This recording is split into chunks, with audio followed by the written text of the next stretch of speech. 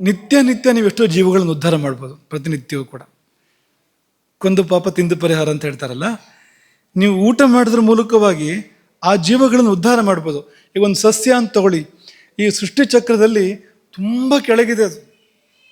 ಅದು ಮೇಲ್ಬರೋಕೆ ಇನ್ನು ಯಾವ ಕಾಲ ಬೇಕು, ಎಷ್ಟು ಕೋಟಿ ಜನ್ಮಗಳು ದಾಟಬೇಕು ಅದು ಇಲ್ಲಿವರೆಗೆ ಬರಬೇಕು ಅಂದರೆ. ಭಾಳ ಕಷ್ಟ ಇದೆ ಅಂದರೆ ಭಾಳ ಕಷ್ಟ ಇದೆ ಅದಕ್ಕೆ, ಆ ಜೀವಕ್ಕೆ.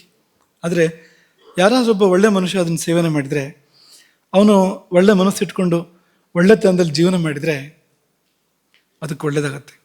ಆ ಜೀವಕ್ಕೆ, ಆ ಸಸ್ಯ ಏನಿದೆ ಅಥವಾ ಏನೇ ಆಗಲಿ, ಏನನ್ನು ಸೇವನೆ ಮಾಡಿರ್ತೇವೋ ಆ ಜೀವಕ್ಕೆ ಅತಿಶಯವಾದ ಶ್ರೇಯಸ್ಸಾಗತ್ತೆ. ಅದು ತನ್ನ ಸ್ಥಿತಿಯಿಂದ ಎಷ್ಟೋ ಮೇಲಕ್ಕೆ ಬಂದ್ಬಿಡುತ್ತೆ. ತಾನೇ ತಾನಾಗಿ ಮೇಲೆ ಬರೋಕ್ಕೆ ಸಾಧ್ಯವೇ ಇಲ್ಲ, ಯಾಕೆಂದರೆ ಕರ್ಮ ಇಲ್ಲ ಅದಕ್ಕೆ. ಮನುಷ್ಯ ಜನ್ಮ ಅಲ್ಲ ಅದು, ಪುಣ್ಯ ಮಾಡಿ ಮೇಲೆ ಬರೋಕ್ಕೆ ಅವಕಾಶ ಇಲ್ಲ ಅದಕ್ಕೆ. ಜಾಯಸ್ವ ಮ್ರಿಯಸ್ವ ಅಷ್ಟೇ ಅದ್ರ ವ್ಯವಸ್ಥೆ. ಹುಟ್ಟು ಸಾಯಿ ಸ್ವತಂತ್ರ ಕರ್ಮ ಅದಕ್ಕಿಲ್ಲ. ಮೇಲೆ ಬರೋದು ಹೇಗೆ ಅಂದರೆ, ಯಾರಾದರೂ ಒಬ್ಬ ಪುಣ್ಯಾತ್ಮನ ಹೊಟ್ಟೆ ಸೇರಿದರೆ ಅವನು ಒಳ್ಳೆಯದಾಗಿ ಬದುಕಿದರೆ ಸಾಕು, ಇದು ಉದ್ಧಾರ ಆಗುತ್ತೆ ಅದರಿಂದಾಗಿ. ಹಾಗಾಗಿ ನಿತ್ಯ ನಿತ್ಯ ಜೀವಗಳ ಉದ್ಧಾರ ಮಾಡ್ಬೋದು. ಕೇವಲ ಊಟದ ಮೂಲಕ ಉದ್ಧಾರ ಮಾಡ್ಬೋದು. ಯಾವುದಕ್ಕೆ ಅನ್ವಯ ಇದು ಅಂದರೆ, ನಿಜವಾದ ಊಟಕ್ಕೆ ಅನ್ವಯ, ಆದರ್ಶವಾದ ಊಟಕ್ಕೆ ಅನ್ವಯ. ಈಗ ಸೃಷ್ಟಿ ಊಟವನ್ನು ಹೇಗೆ ವಿನ್ಯಾಸ ಮಾಡುತ್ತೋ, ಮೊಟ್ಟ ಮೊದಲಾಗಿ ಈ ಊಟವನ್ನು ವಿನ್ಯಾಸ ಮಾಡುವಾಗ ಸೃಷ್ಟಿ ಅಥವಾ ಭಗವಂತ ಭೋಜನವನ್ನು ವಿನ್ಯಾಸ ಮಾಡಿಕೊಡುವಾಗ ಯಾವ ಅರ್ಥದಲ್ಲಿ ವಿನ್ಯಾಸ ಮಾಡಿಕೊಟ್ನೋ ಆ ರೀತಿಯಲ್ಲಿ ಊಟ ಮಾಡಿದರೆ ಪ್ರತಿನಿತ್ಯ ಜೀವಗಳು ಉದ್ಧಾರ ಆಗ್ತಾ ಇರುತ್ತೆ.